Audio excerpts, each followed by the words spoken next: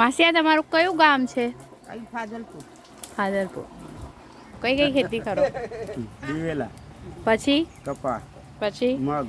હા બસ એ લોકો માટે છાણિયું ખાતર જ જોઈએ. છાણિયું ખાતર હા, કે બધાની હેલ્થ સારી રહે. હા, એનાથી ખેતી સારી રહે એમ. હા. આ કાકાનું ખેતર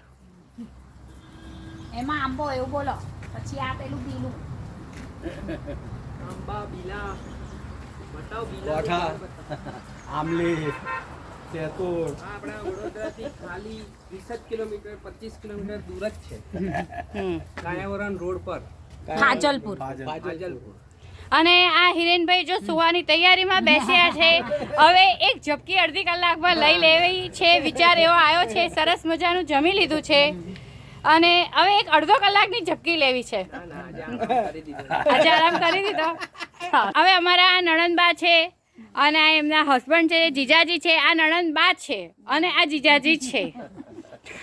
બોલો કેવું લાગ્યું તમને? બનાવી દીધા. હા, કેવું લાગ્યું તમને? અહીંયા મજા આવી? હું તો તમને લઈ આવી. બા આને કહેવાય. હા, બા એટલે બા.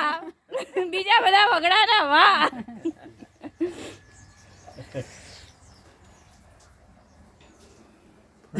ફરી આવીશ આપણે. જરા કેમેરા સામે જોઈને બોલજો ને. સરસ મજા આવી. હવે પ્લાન કરીને અમે બીજી વાર કાકાને આવવાનું વાત કરીને ફરીથી પ્રોગ્રામ ગોઠવીશું અમારા મિત્ર સાથે. એટલે થોડી ગરમી ઓછી હોય એવા સમયે શિયાળામાં મજા આવે. આ અમારા સાચવીને લઈને આવનારા ભાઈ છે, અમને લઈને ઘરે પહોંચાડશે. આ ભાઈ 20 વીઘાનું ખેતર છે. આ અહીંયા આંબા છે, દિવેલા છે, કોઠા છે, સેતુર છે. અમે સેતુર પણ લીધા, બીલા પણ લીધા, કોઠા પણ લીધા. સરસ મજાના છે.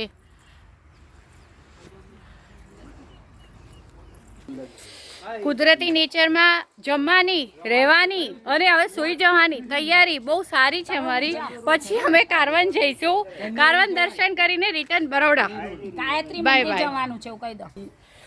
બહુ ગરમી લાગે છે 20-25 અહીંયા ચોમાસામાં અવાય. વીઘું. હા, અમારા નણંદબા કહે છે કે તમારે અહીંયા એસી ના મળે પણ ચોમાસામાં અવાય. ચોમાસામાં ના આવેલા શિયાળામાં રૂમની વ્યવસ્થા છે. જીજાજીને ખબર છે. જમવાની વ્યવસ્થા છે. જમવાની રૂમની વ્યવસ્થા છે. વિડીયો બનાવવાનો છે ભાઈ. ખોટો વિડીયો